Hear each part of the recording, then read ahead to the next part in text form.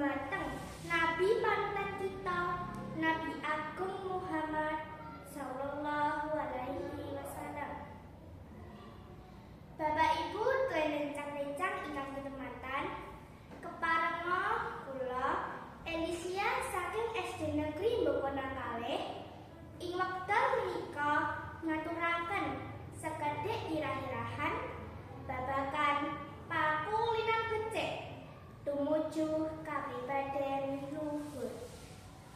Bapak Ibu ingkang kinurmatan, salah satunggaling pakulinan becik ingkang saged dadosaken kapribaden luhur inggih punika jagi unggah-ungguh budaya Jawi.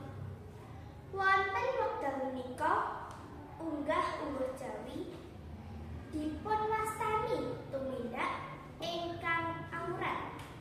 Awit saking menika unggah-ungguh samsaya dipuntilaraken wonten tindak tanduk masyarakat. Mbok menawi kawontenan kados menika dipun kendhelaken pramila unggah-ungguh ingkang sampun dados budaya bangsa badhe mustra dipun gantos budaya enggal ingkang boten trep kaliyan budaya bangsa ingkang adiluhung.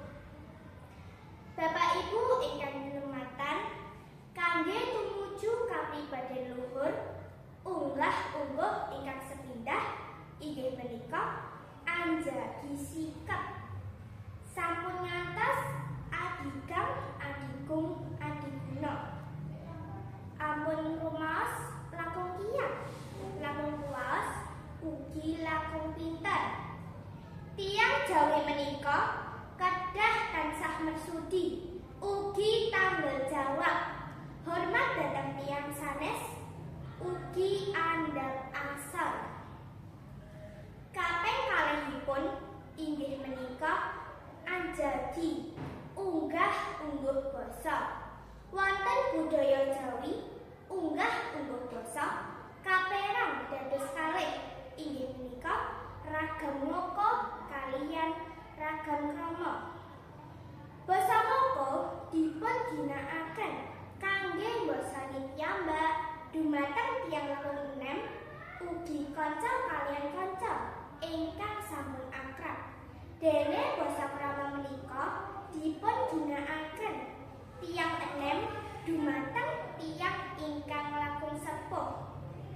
Sejatosipun menawi tiyang Jawi menika pagesanganipun tansah netepi ugi ginakaken unggah-ungguh basa wonten pawicantenanipun saged dados kapribaden luhur saengga saged adamel gesang kanthi guyub rukun boten wonten cokrah.